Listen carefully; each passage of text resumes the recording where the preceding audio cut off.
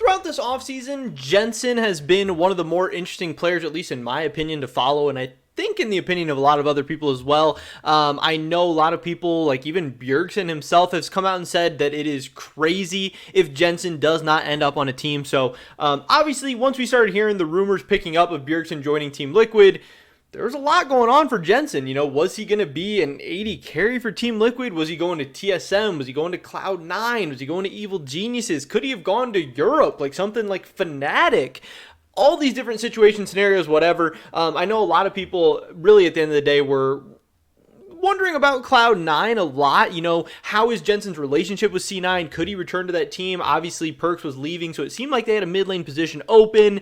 And a lot of us didn't know the answer. You know, I assumed that his relationship with C9 was not that good and that it probably wouldn't be a likely landing spot for him. But in this video today, we're actually going to be getting some word from the man himself, kind of going over the situation, talking about his time with CLOUD9, why he left, and where their relationship stands today. And it might give us a better outlook of where we're at in this whole offseason Jensen picture. Because again, today, he still doesn't have a team. And I think it won't be too long before we see him in the LCS again, but no one knows when. So definitely drop a like if you guys do enjoy this video. I would appreciate it so much. And subscribe to stay up to date on all my latest content. We're trying to hit 10,000 subscribers. That'd be awesome. Help us out. With that being said, let's get right into this. We have this clip from LOL Drama, 60,000 views. This was like 2 weeks ago. I've had this on my radar for a while. This is something I've wanted to talk about, but you know, I can only talk about so many things. I'm pumping out a lot of videos. We only get to certain stuff in a certain amount of time.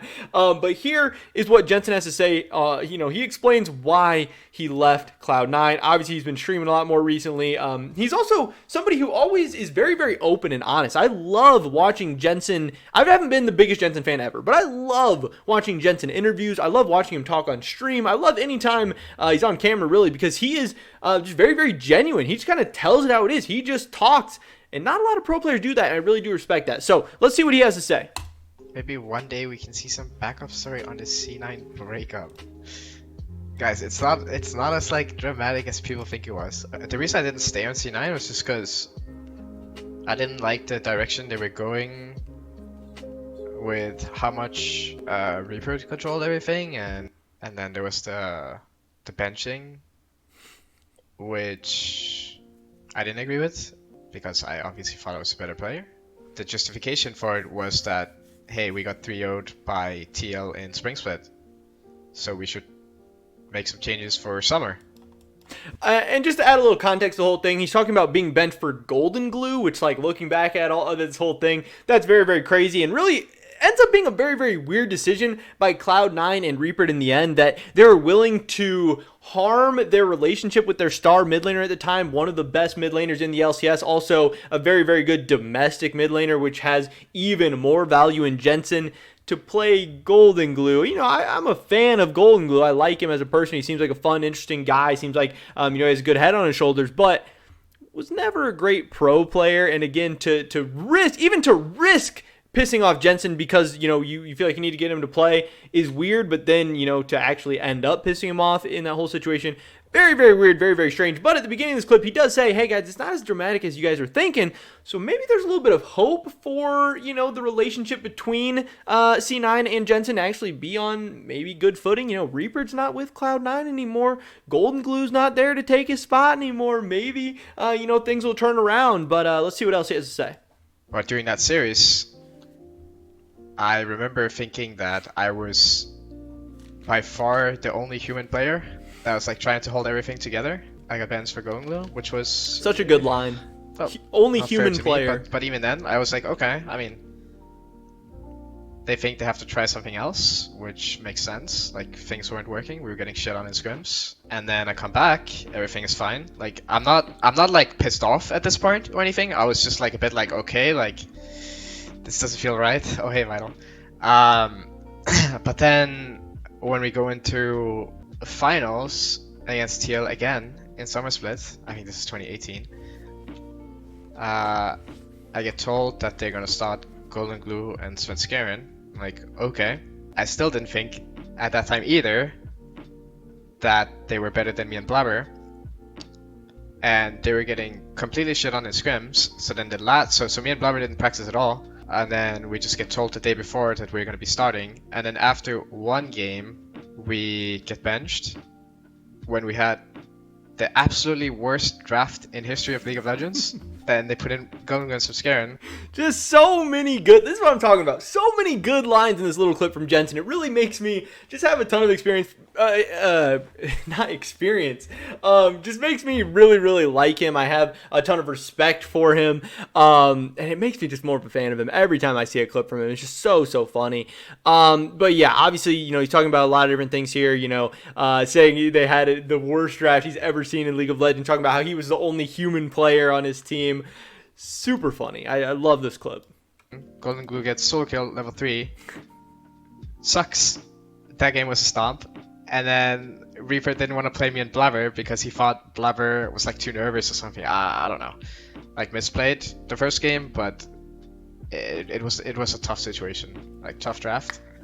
So then they put me and Svenskeren in for game 3, and we hadn't played together for like, I don't know, 1.5, 2 months.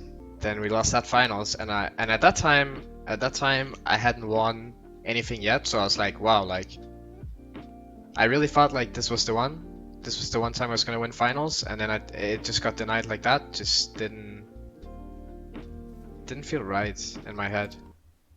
And him saying it didn't feel right, I totally do not blame him at all, because the situation, in my opinion, was very, very mishandled by Cloud9. Like, clearly Jensen has been one of the best mid laners in the LCS for some time. Now, yes, at times, could you say, he's not in perfect form or whatever, but was there really ever a time where it was fair to be playing Golden Glue over him?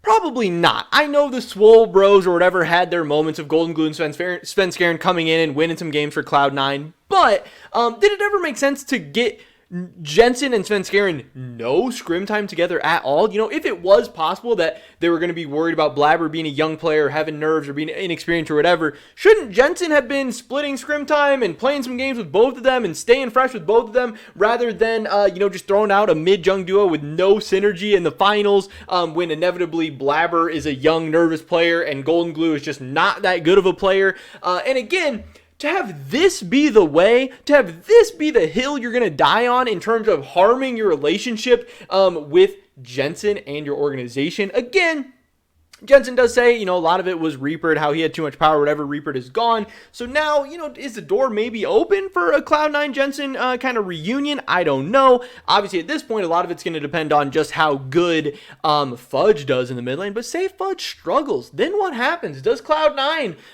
consider hitting up Jensen? Does Jensen pick up the phone? What's going on here? I don't know. But it's just kind of interesting thinking back to what could have been had this whole thing not happened, had Jensen stayed on Cloud9, had him and Blabber continue to develop synergy, and we had Jensen paired up with the MVP, multiple time now LCS MVP in Blabber. Jensen's the guy who took Cloud9 to their semifinals internationally. Cloud9 has not reached that stage since. I don't know. It makes me wonder. It's very, very interesting. But again, just like everyone else is saying, Jensen absolutely deserves a spot in the LCS. The LCS is worse off without him. It's way better with him in it. And it's just kind of crazy that here we are on, December 1st. I think this video is going to go out. Jensen's still teamless. But yeah, just a little backstory into, his relationship with Cloud9, where things stood at the time, where they stand now. And yeah, what the future might have in store. I don't know, but it's kind of interesting. Definitely drop a like if you guys do enjoy this video. I would appreciate it so much. Leave a comment down below. Do you think we could ever see Jensen return to Cloud9, or do you think that's not in the cards? I'd love to hear your guys' thoughts and opinions. Subscribe, stay up to date, and all my latest content. Hopefully catch you guys in the next one. But until then, peace.